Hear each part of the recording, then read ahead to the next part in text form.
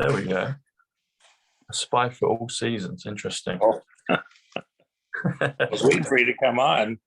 I thought I'd read for a few minutes. I could see you.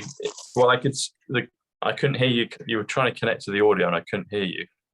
And then the picture was facing the fan. So I'm here. We're connected. I had to go in and reconnect. Anyway, we're here.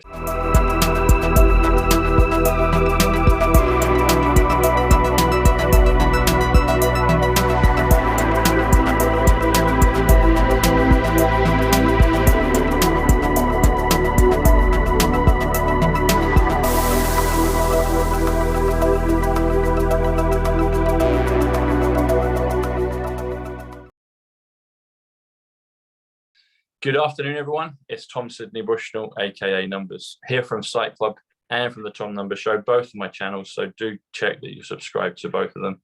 I only usually get about a third that are subscribed. So 2/3 of the people that watch aren't subscribed. So if you can subscribe, it'd be really handy. And Jennifer Mack's link will be below as well. So you can get things there from Juan and Jennifer. So Juan, a couple of weeks ago, we did the show about the moon, which was fantastic. We did talk about the possibility of other planets. Well, we'll go into other planets. But was there anything you wanted to bring up currently before we kind of go into the magnificent history and future of the cosmos? Oh, well, I mean, I don't know why. There was a funny Saturday Night Live that was done, a couple decades ago with Eddie Murphy. And one of the characters he played on Saturday Night Live was Buckwheat. And so they were doing a spoof how Buckwheat had been killed and Buckwheat had died and Buckwheat had this and that. So, they were showing all the news networks, Buckwheat's dead, Buckwheat's, died and his hair was mussed. Buckwheat, was eating this food when he died, when his hair was mussed. Here's a picture of the people that saw Buckwheat last. Here's the last image we had of Buckwheat. And it just went on. And it was this spoof, kind of like what's going on with the balloon thing. The balloon has descended another 1,000 feet. Nobody shut it down yet. The balloon is coming. The balloon is coming. Run, run. There was a great show years ago, a great movie. Alan Arkin was in it. The Russians are coming. The Russians were coming, and it's one of the greatest shows, movies ever, as far as I'm concerned. Just very iconic, and has all the symbolism in it of the Cold War, and in the end, love wins. the Russian sailor falls in love with the teenage girl, and they got to save the submarine and all. It's just a hysterical show, and in fact, I'd love to watch it again. It's just so fun. But we're being propagandized to get us ready for the next war, and it works both ways. The way this is, imagine how you heard it here in the West, and then how was everything that was heard back in China.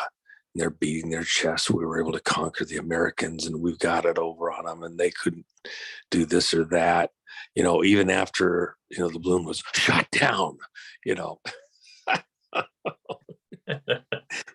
They send an F-22 up, and it opens up on it, and it kaboom, and they fired a missile, and it's like, oh my gosh, it was, it was so overplayed. It's a big gas bag, but it did have steering capability. One of the things I mentioned on one of the other shows, Nino's show over there. This balloon, this platform, we knew it was coming for days. It didn't get launched in Idaho and end up over Montana. And it doesn't show up over Montana in 15 minutes. It's not an intercontinental ballistic missile. It's not traveling at Mach 14. This thing is, slowly moving with the jet stream, heading for the country. And so the wild thing is that before it even got to Alaska, we see it, we can track a basketball at 1,500 miles with, an AWACS. You got the satellites out there watching. If you see one little flame front out there, they're watching for missile launches and things like that. The satellites detect it, instantaneously. They're sending alerts in our listening stations. The computers are monitoring way better than a human can, looking for. Sorry, the Wi-Fi is going for me. They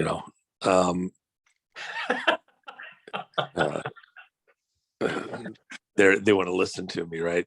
They got all the stuff out there listening to me. The Wi-Fi, yeah, that's right. Well, and so you somebody wanted to make sure they knew what I was saying. So the whole point is that this was known long before it ever got to the coast of the U.S. By the way, just to get your mind in the right position, when this was headed towards the U.S., long before it ever got into U.S. airspace out there, in the Aleutians or wherever, and crossing Alaska, this was detected. It was obvious that, it's in the jet stream. It's moving our direction. In the daily brief that the president gets, which is called the PDB, President's Daily Brief, the president would get anything that the sequence is usually the first thing on the list in the President's Daily Brief is the stuff that happens the fastest, that needs a reaction the quickest in order to move assets around, satellites, spy, surveillance aircraft, things like that might cause an international incident, or where you have teams that do really scary stuff. If they're going to do something that's going to put them in harm's way, they need to overhead the satellites to come over just the right location, just the right way. So what happens is the president has to personally authorize any rerouting of, say, a satellite to look at a certain thing a certain way, because it costs a lot of money. And then if it's going to end up having to look over U.S. soil, images technically have to be authorized for every single image that's taken over U.S. soil. Here you have something that's coming towards the U.S. It's going to travel over U.S. soil. We got to watch it, all sorts of things. And part of the reason for that is, back in the 60s, in the early days of the spy satellites, some of these guys were rerouting spy satellites. And remember, fuel's a big thing, because once you use up all the fuel, the satellites, just a rock up there flying around. When it's got fuel, you can move it here and there and change trajectories. And there's guys in rooms at places that use numbers for names, and they have to decide, we need to look at something in 15 minutes. Well, what asset do we have close by that might be able to look there from, the edge of space? And then, we don't have anything, and 15 minutes isn't reasonable. We need to look at it in the next day. Maybe you're anticipating you're going to have an action in a particular location the following day, because you're going to go do a strike. You're going to go chase somebody down, try to intercept something. So you get the message back to the right places, and guys in rooms look and they go, we got this one going here and that one going there. The only way we're going to see it is if we have an aircraft up here, because we don't have a satellite coming through in the right window that we can move right. And so what if they say they do have a satellite in the right spot? Then they got to move it. And so they have to do a burn to change a path. and nudge it somewhere so that in certain orbit it'll be a certain place. Then they'll tell guys, okay, actually your window is not going to be at 5:15 in the morning. It's going to be at 4:45, and it'll go to 5 o'clock or something. And we're going to get the best look. And actually, we have two assets. One's going to come at the sweet spot. One's going to come a little early, a little late, and we'll get a couple looks over a period of time. Well, all of those burns, if they're required to move the right asset in the right place, or all of that communication that could be necessary to advise, actually, we prefer that you do what you're going to do at this exact time because we can watch you better because we'll have something already coming over at that time. Because satellites, they change where they're going over the planet each time they come around. And they're not just sitting in one place. And if you're looking at a satellite that's just sitting in one place, geosynchronous orbit or something, it's not low enough, close enough to get a super sharp view. So there's all sorts of things that go into this. Well, in order to move things around, the president has to personally sign the authorizations for all those moves because it's over U.S. soil. And, or if it's anticipated, you got to start thinking, where do I need to look at this thing? It's coming at us. That's all in the PDB because it happens fast. Those are the things at the top of the page, first early page or two. Stuff that's, we have this incident, it's coming up, it could be a big deal in the news in a week or two or something like that. That's further back in the briefing. And before the president gets up, all this has to be done. So you got guys burning the midnight oil at midnight, 1, 2 in the morning on the other coast for people that are on the East Coast or other parts of the world, so that briefing can be ready at 6 a.m. And then when the president's chief of staff gets in, he'll look things over, familiarize himself, see if there's anybody that needs to be part of the schedule during the day for understanding something that's happening. And they'll squeeze somebody in. You're going to have to get over here, give a briefing. This is the window. They'll move appointments around. And in the midst of doing all that, when the president comes in, say at 7 in the morning, after getting up, he sees the brief. Here's the most important things that are happening. Here's the rest of the schedule for the day. We've had to move things around. And first page, top page, that's the most critical. Second page is a little less time critical. And part of the thing is, why do you got to know about, the stuff right off the bat? Because there's people in offices in small rooms with phones that don't have a dial on them. And they're sitting there waiting and they're anticipating and they're going to get the call. Yes, it's authorized. Go ahead and move it. Signatures on the page. And so they'll have anticipated so they can start telling everybody through the ranks, programming in, we authorize a burn, such and so time, here's where it is, we have the authorization, go do it, to move things around. So when this balloon was headed for the US, part of the thing that's in that PDB is recommendations. You might have 1 or 2 or 3 recommendations. We need to take action to defeat something before it becomes a threat, gets over U.S. airspace, something like that. We need to pause. Doesn't have a great threat. The president might get somebody on the phone. All of these things are happening in the background. Now, if people down the list don't think it's a big threat, they may not advise anybody, but something like this, impossible.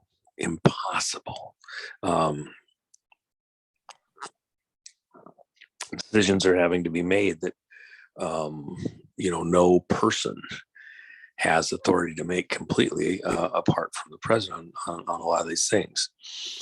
So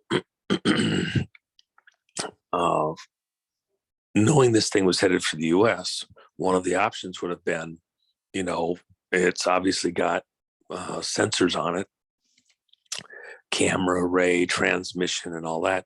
And one of the things they would have looked at and seen very early on probably literally within a very short while after it was launched, because we're watching stuff just like they're watching us. And we've probably seen other of these platforms launch before. It's probably not the first time. So we've probably seen others of these types of platforms before during testing and things like that over the months and years in the past. And we would have known before this ever got started, this is a balloon with a platform on it that is set up to maneuver. It's not just a dead stick balloon. It's not just at the whim and will of whichever way the weather is moving, the jet stream is moving.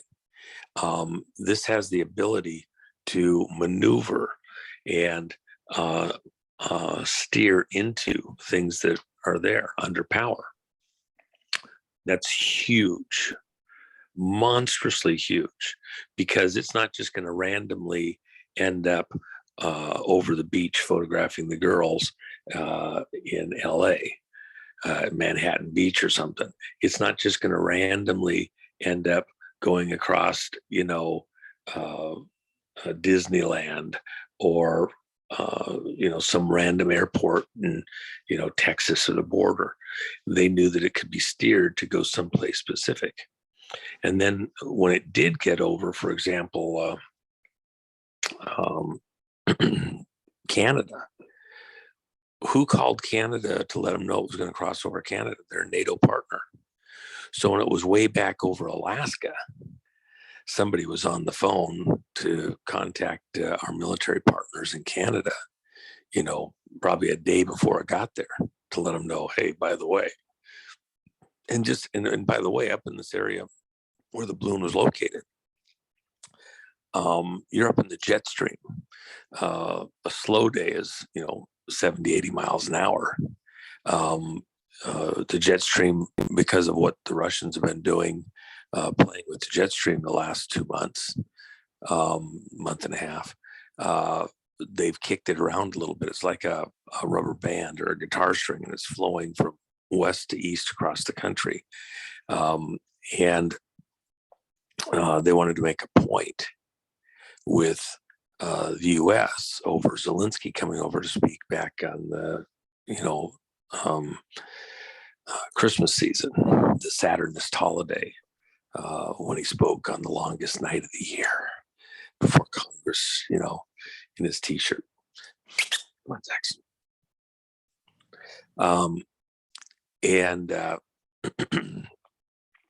So what happens is that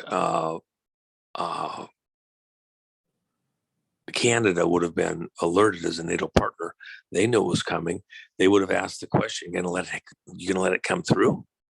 You're gonna let it come through the, British Columbia and look at all of our secret stuff and the ship movements. And, oh, by the way, you guys have subs coming, going from places that, up there in the Northwest.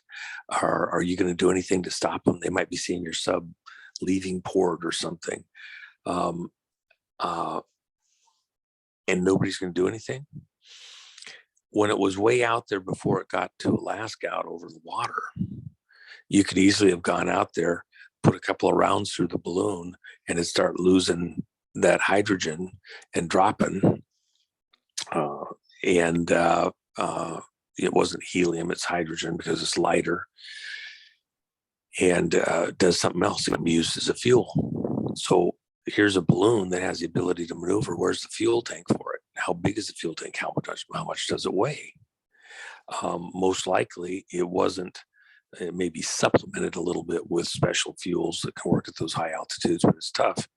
The fuel was the hydrogen in the bag in the balloon, and so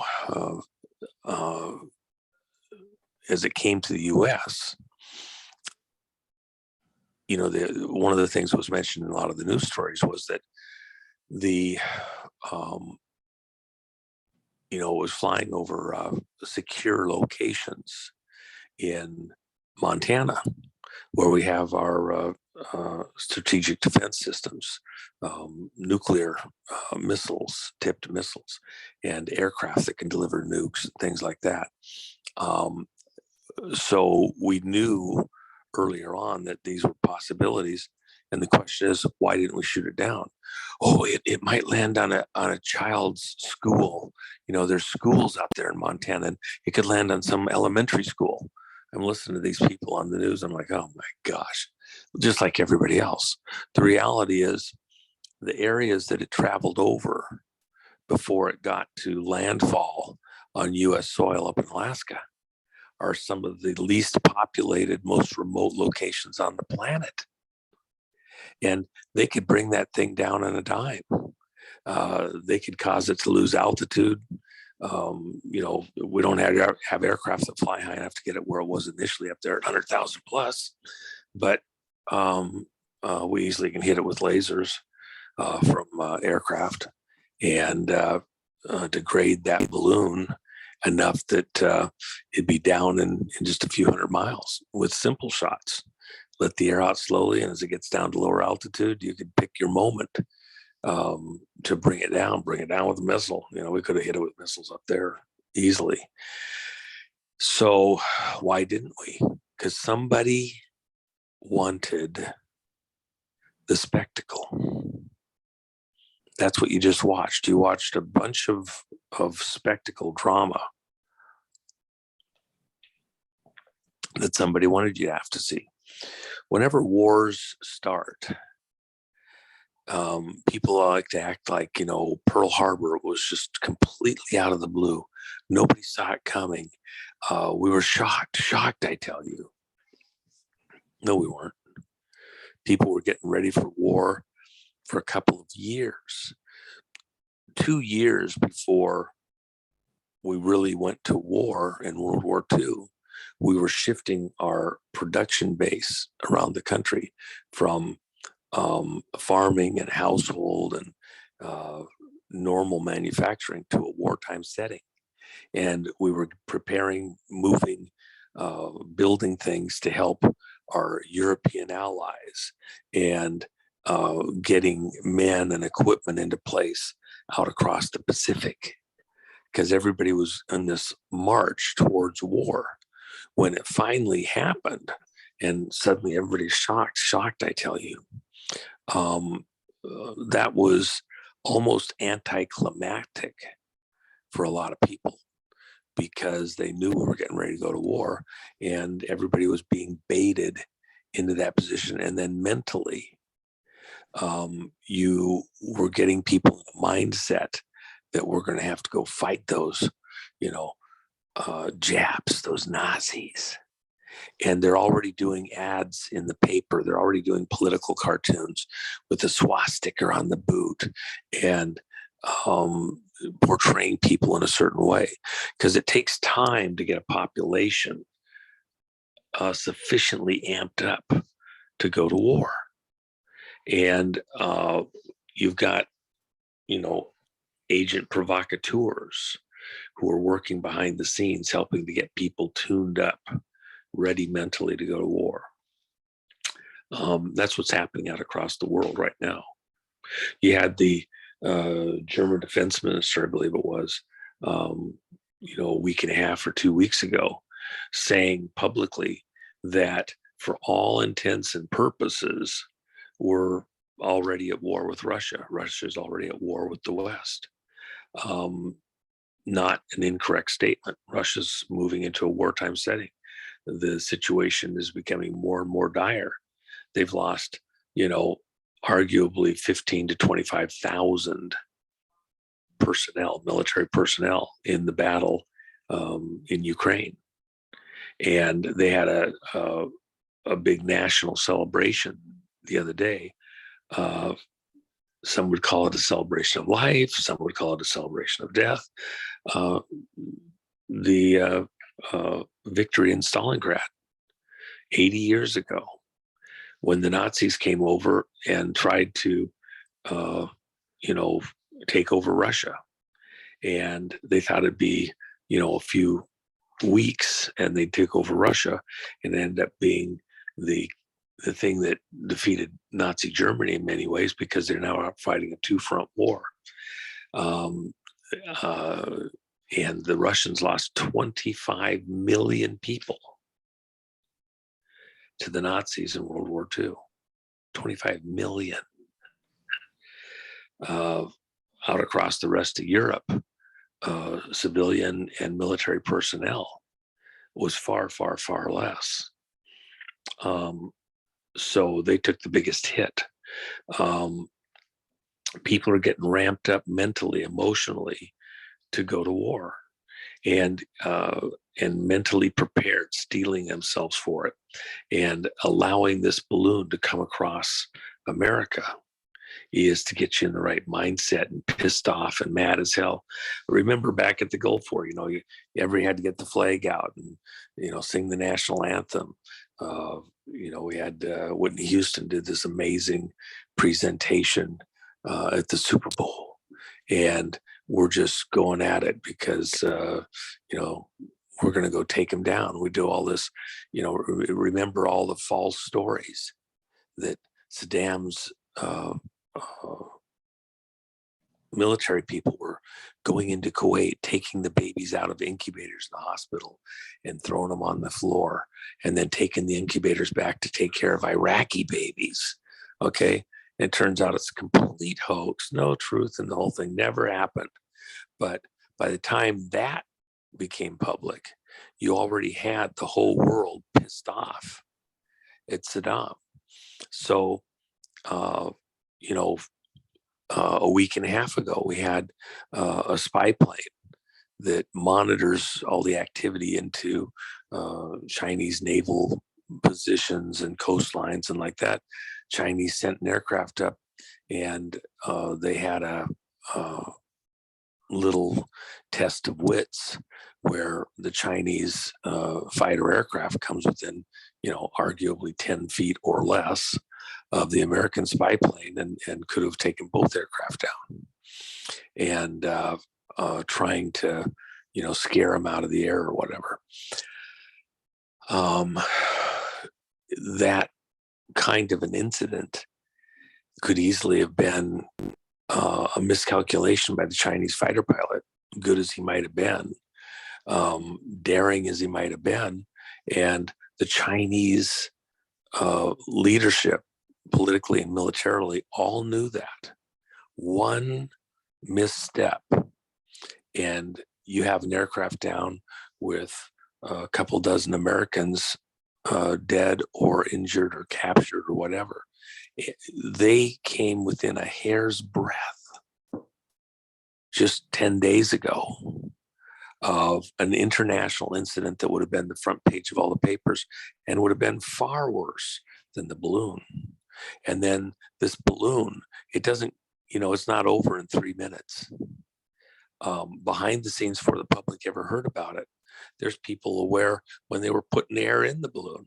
Probably we had intel literally a week or two ago, before the balloon was ever even put in the air.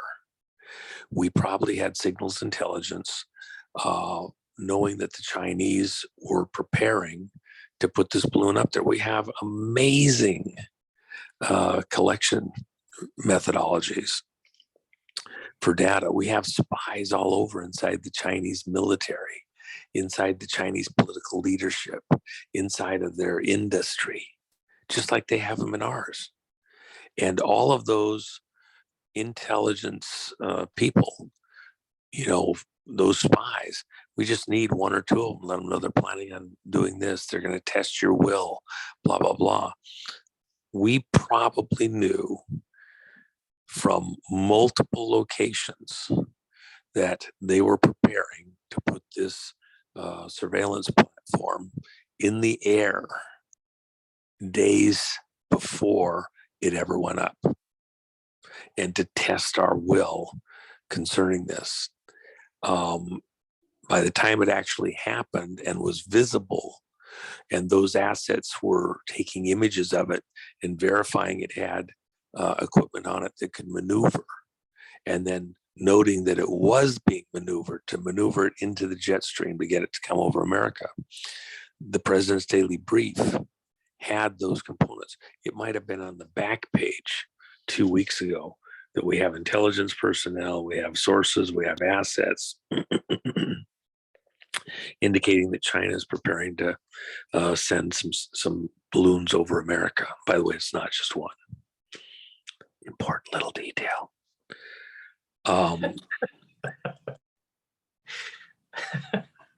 Seriously, how many things go over? And is it just America? Is it just North America? There's stuff going on all over the country, all over the world right now. You're only hearing a piece of it. So now you have to go back and think about it. What did they know and when did they know it? Why didn't the people involved, if there was a threat, which it was, just to give you an idea, so down at the altitude that this was at, with pretty readily available equipment, radar imaging, people think of, they're taking a picture with, a really cool Japanese camera. No. They're doing radar imaging through the clouds. Now, you got to think about this because most people aren't aware of this. Guys that run around this kind of stuff, they know it, but Cloud 74. Most people aren't aware of that. The imaging that can be done using radar through the clouds can give you a picture of something that's extremely precise, can tell you the difference between that and that, from 100 miles up.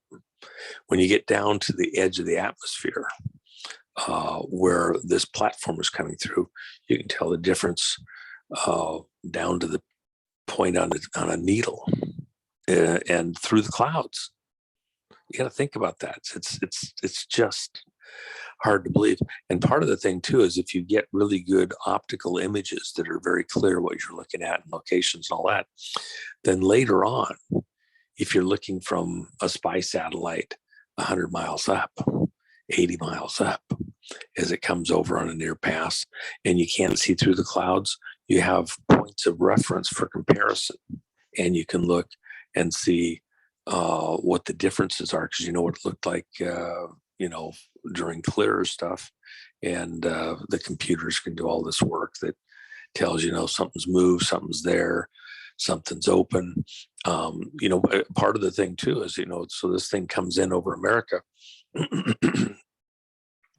It's like 400 miles across Montana.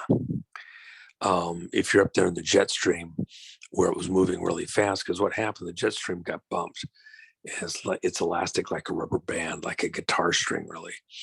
And when it got bumped, back when Zelensky was here talking back in December on the 22nd, pissed everybody off. The Russians, they wanted to make a little demo that they haven't gone away. See what, part of the context back in the early mid 70s, Russia used their phased radar arrays up at the dew line, where they were monitoring, just like we were monitoring for missiles and aircraft. And they had a way of creating a standing wave that pushed the jet stream, the atmosphere, the moisture down. And so this super cold air that's up in the Arctic regions was pushed, nudged back out towards Alaska and Arctic Circle like that. It was nudged and it came down lower across America. And so you had super cold temperatures that would normally be up there in North Dakota and Quebec and all these northern regions being pushed down, so that you're freezing citrus groves in Florida,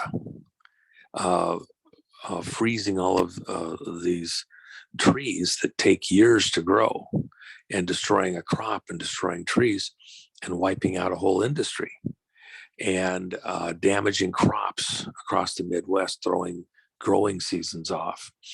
And so we got pissed about that, but they were pissed about us over in the Cold War. And so then that was when SDI was put into play in the early 80s. Strategic Defense Initiative. And a big portion of that Strategic Defense Initiative was seeding the atmosphere with real fine particles of material, aluminum oxide. It's in the Teller-Raisbeck patent, Teller being the inventor of the hydrogen bomb, the scientist behind it. So smart guy. And this joint patent with Raisbeck, you can go look at it online. It's not that hidden. And that was the basis for all the HARP work and like that. And a lot of that was, for creating a shield over America and other parts of the world that you could get intercontinental ballistic missiles through without, we could do things to heat up little spices in the air, knowing that they're headed on a certain trajectory and cause the missiles to heat up and burn up before they got down to the surface. Kind of a Iron Dome. Some of the tests that were done were pretty epic. Turret Peak out in Arizona, and they create a snowstorm on a beautiful sunny day, middle of the afternoon, and super high winds, and you couldn't get anything through it. Lots of fun stuff like that over and over. And so all of that in mind, they knew where this jet stream was. There's been collusion going on with Russia and China on a bunch of stuff. So once Russia nudged the jet stream and then came back and did it again, they haven't been doing that for quite a while. They let everybody know in the West, let us know, you want to play? We have a lot of tricks up our sleeves, and it's not all going to be diplomacy, and it's not going to be limited to Ukraine. You want Zelensky over here, this Nazi, these people that killed 25 million Russians in World War II, and you're going to have them on our border and back them up with NATO and threaten Russia?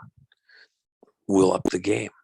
They're both the United States and Russia have let it be known that they will use tactical nukes if necessary over the war in Ukraine. We started it. They didn't start it. We started it. That's when Strategic Command put the notice out, almost 2 years ago, and said, use of tactical nukes authorized. And everybody's debating who authorized it, who had the ability to authorize it, who was in a command position and needed to say that in the open, just anonymously on the Strategic Command site. And then Russia moving nukes into Belarus next to Ukraine, and then giving the Belarus military the keys to the kingdom, the training, everything. You get in trouble, you don't got to call home to mommy. Putin doesn't need to authorize shit. We'd like to know about it, but if you have to do something on a hair notice, a hair trigger, there you go, make it happen. So the areas, the triggers are being made more and more sensitive, and something like this spy plane incident, or something we haven't thought of yet, just that fast, and somebody fires off a nuke, and it's on. We're being marched very steadily to a war stance all across the world at this point in time. And remember, Pearl Harbor getting us into World War II. What got us into World War I? The Lusitania. Everybody knew the thing was jammed full of weapons and tools of war. And, to get supplies from America over there, and they put it on a tourist ship. And, the Germans are taking out full page ads. Don't do it. Don't do it. Somebody wanted to have an incident that would upset the public sufficiently to get them into a wartime mentality. So you look at, and by the way, you look at all the Western media, how controlled they are. That's what the Twitter stuff has made clear to the public. It's not just Twitter, it's every single news agency. They're all being managed and controlled by people from three-letter agencies. That's what's going to come out in the hearings in the U.S. House over the next many months, is just how extensive the management and control of every broadcast on MSNBC and CNN and all these news outlets, Facebook, Twitter, and YouTube, and everybody else, how managed and controlled it is by little people inside of three-letter agencies that have a piece of paper that says they can't use this word, they can't talk about this, and if they get into this subject, don't let that happen. And only the people that say it this way, they should say something. And then little contacts behind the scenes. We just like to brief you on this certain aspect so you're aware of it. So the news guy goes out and uses the exact right word. And the editors at those locations have told their crews, I want you to use this word this way. I want you to reference this or that. Ask this subject about this exact thing. And they all start using the same word, the same phrase, talking about it just the right way, because it's very managed and controlled behind the scenes. Managed and controlled. Why? Because before you go to war, long before the bullets start flying, it's a propaganda campaign to get the public into the fight, into the game. We're being managed in the West to get us into the mental zone where we're ready to go to war. And we're not quite there yet. We will be. That's the intent. That's the plan, to get the populations ready to fight each other. Imagine, it's like the schoolyard, and some guy is baiting the other guy, and he's trying to get these two guys to fight. So-and-so doesn't like you. So-and-so doesn't like you. So-and-so said you're, funny looking and your ears stick out. And so-and-so says you're a dumbass. Okay. And next thing you know, some person has got both sides ready to go to war, and they're going to watch the spectacle and enjoy it. That's what's happening to the populations. Don't kid yourself. Propaganda precedes war, and we're being propagandized. And so why not shoot this thing down? You don't have to have it explode. You don't have to send a big expensive missile. Hit it with a couple of laser bursts and weaken the envelope on that balloon, and that thing will be down in an hour or two.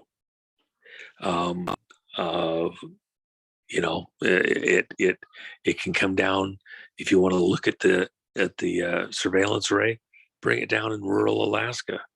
Go out there and pick it up. There's nobody out there. The bears might get to it before you do. They could have brought it down. No threat to anybody. Alaska is one of the least habitated places on planet Earth. Seriously. And all those regions, you only got 3 main roads in Alaska, literally. And most of those regions, there's nobody out there.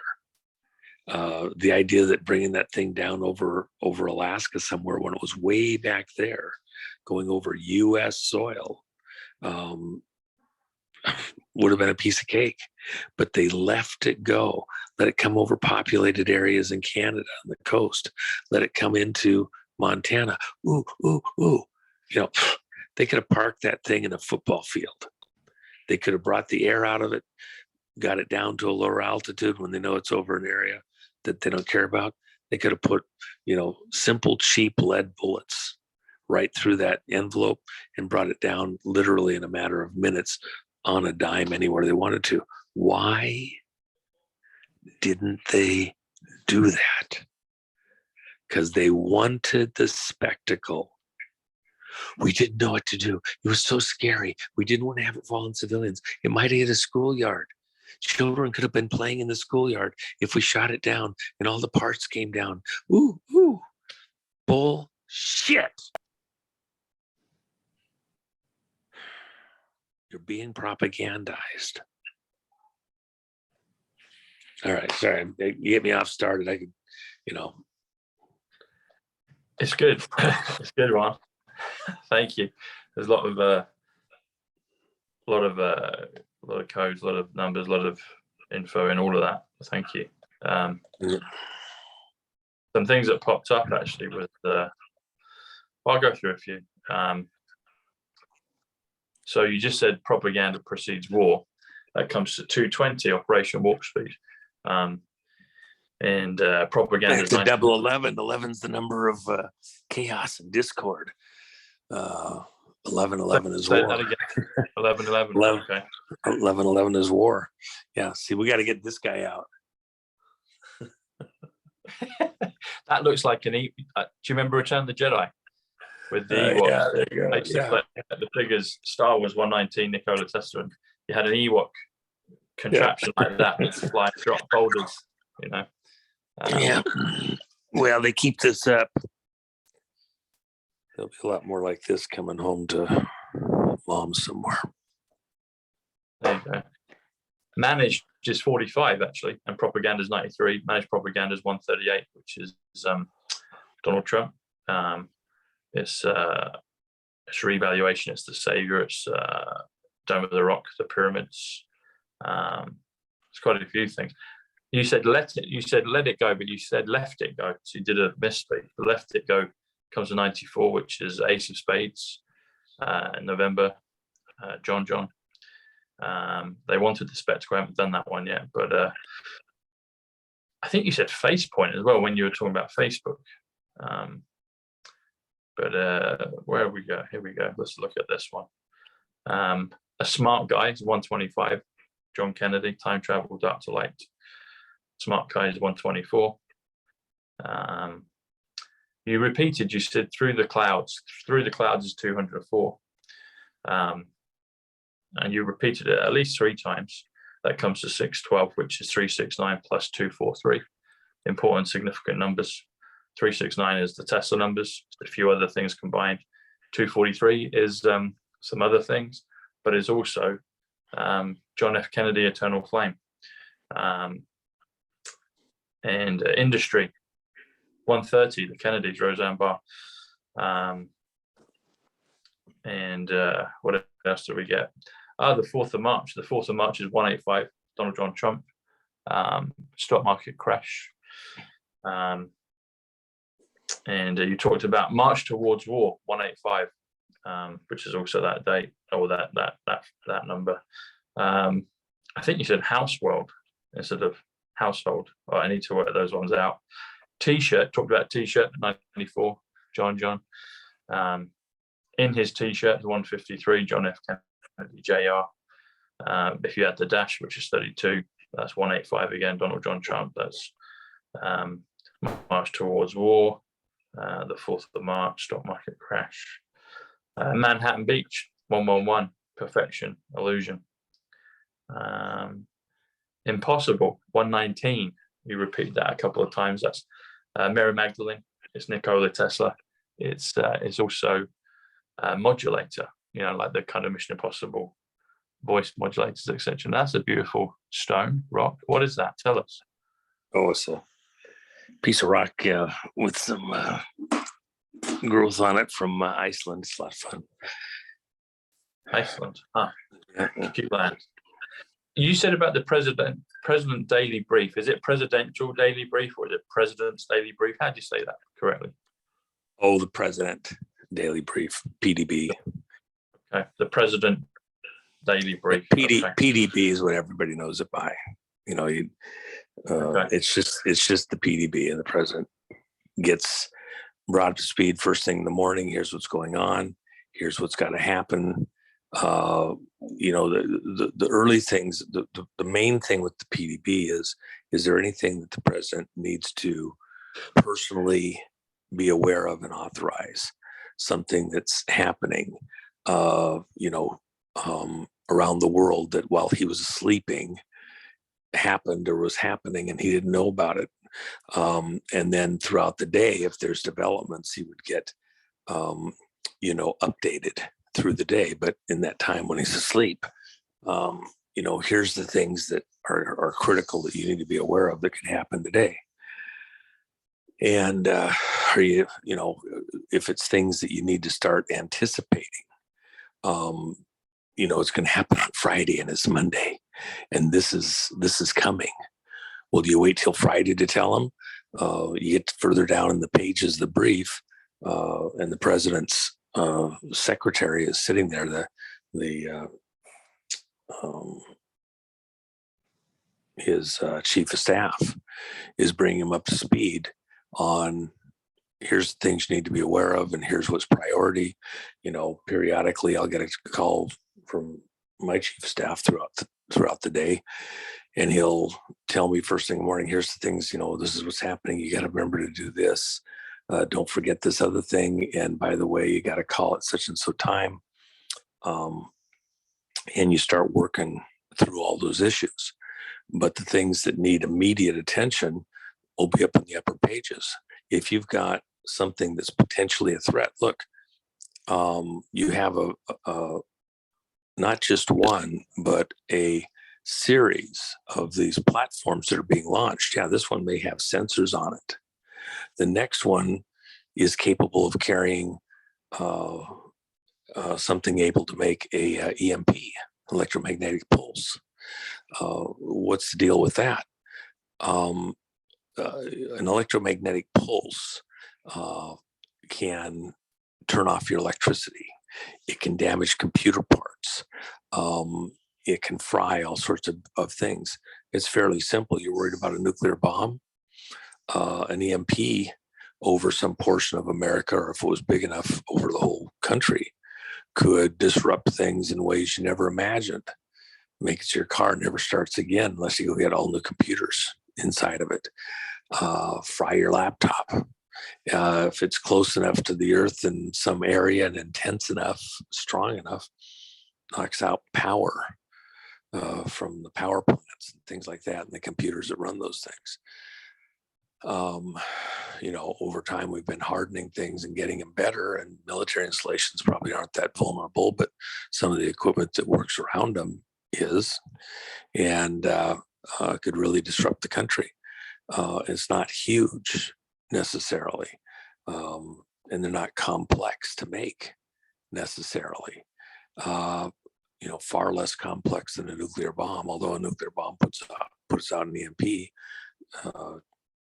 as part of the rest of the big flash of light. If that balloon was going to carry an EMP, or if another one later was going to carry it, if we didn't get a see at the array on the bottom of it soon enough, they could cause disruption to the West that you never even imagined. And while you're watching the ones that are coming over the U.S., what about the ones going over other locations, out across the world? Is one of those going to have a different package on it? You're all ready for just stuff that's got cameras and sensors and radar and things like that on it. But the next one might be camouflaged to look like that, but it's got something capable of making the EMP. So now you really got to have some fairly serious discussions to think that the intelligence infrastructure of the United States was casual and laid back and naive about what was going on here is not to understand what that's all about. It was anything but.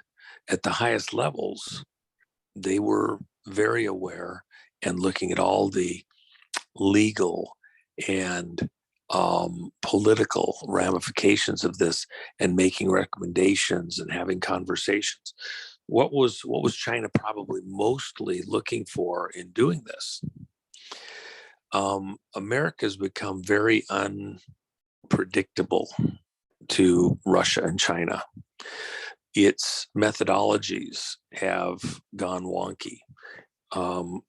They have spies all through our system, just like we have spies all through their system. And now we have a new Congress. We've switched from one party, the Democrats, to another party, the Republicans, controlling it. And then they hear all the broadcasts. They know what people like me are saying about McCarthy being controlled by Trump. They understand that he's on a leash.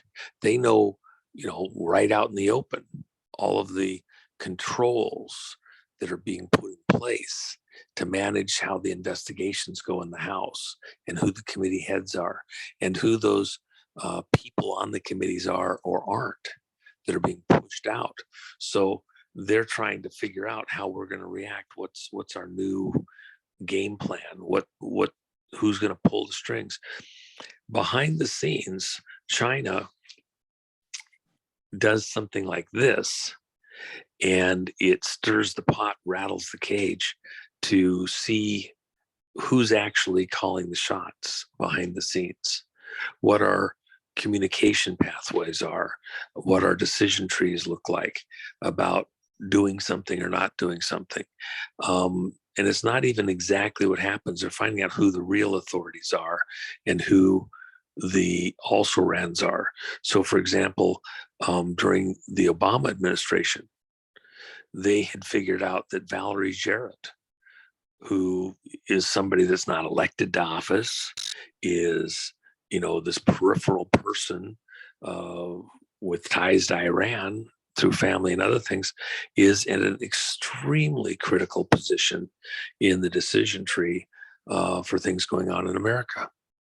So much so that if a comedian like Roseanne just makes the slightest comment about this person, all hell breaks loose. Everything comes down to try and stop them in the media from having a place or a voice or like that. When you go out and look for oil, natural gas, things like that under the ground, you'll take a great big huge machine, and it makes a big thump on the earth. It can send sound waves into the earth, and then it has real sensitive sensors that are placed in the area around and on that machine, and listens for the return, the feedback. And we can map underground fields of oil, lakes of oil, hydrocarbons deep under the earth, and kind of look, it's at 1.7 miles down. It's this big of a field. We've looked at it from this side and this side and this side. What did China just do? They made a great big huge thump into the Americas, into the American political system, into the military system, into the media system. And they're mapping the attitudes of the American people. Yeah. Appreciate that. Yeah, you can just warm it up a little bit. Thank you. So at the end of the day, they now have a whole bunch of new information, because America's political profile, America's public profile, its media profile, its military profile is morphing because of what's going on in the Ukraine.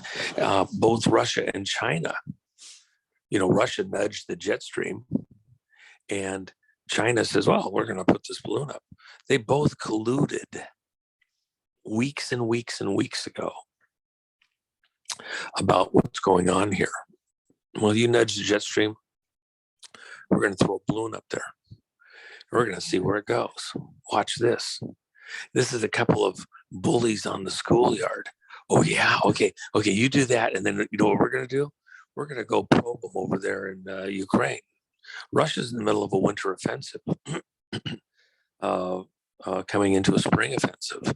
I was telling your listeners and other people about that, months and months ago. They were going to have to move because the colder temperatures, the winter climate, the longer nights favor Russian activity in that area of the Ukraine. They want to get that over with right now and then go back into a holding action through the summer.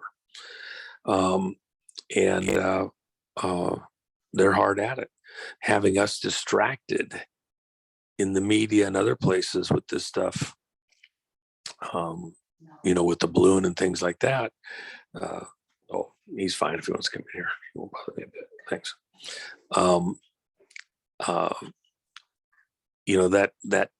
That's very important. So, yeah.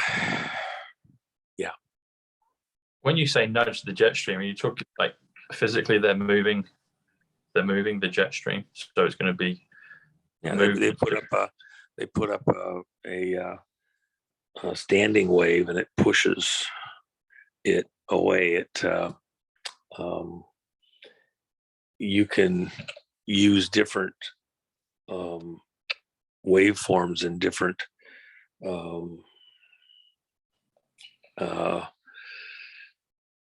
ways to move the moisture, the material in the air, and bend it around. And you do it back at the beginning of the jet stream. You put a rock in a stream, in a creek or something, and you divert the creek.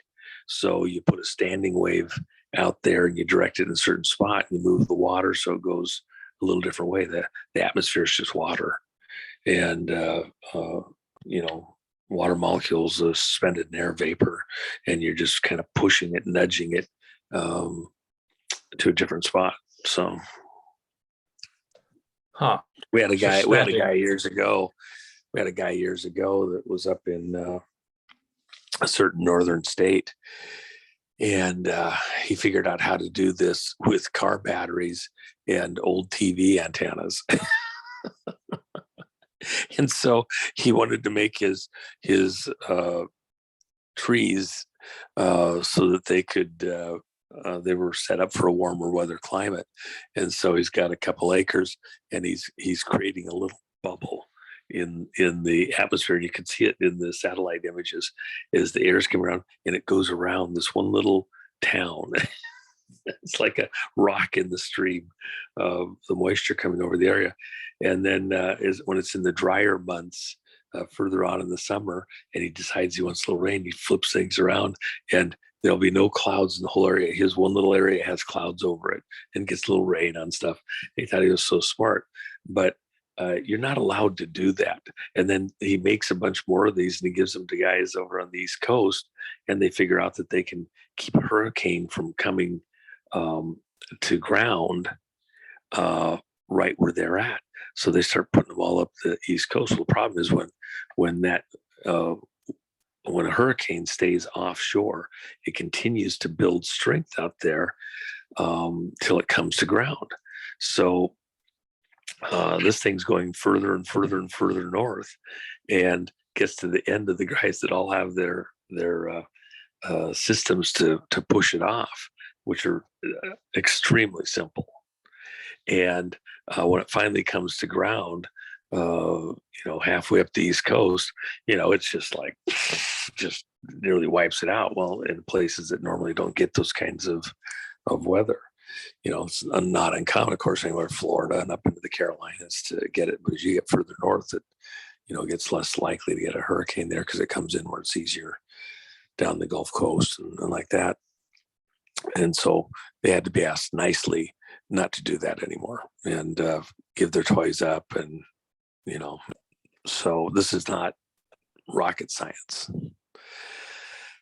We have really big stuff like the Russians do, and even back into China, if you're trying to divert something,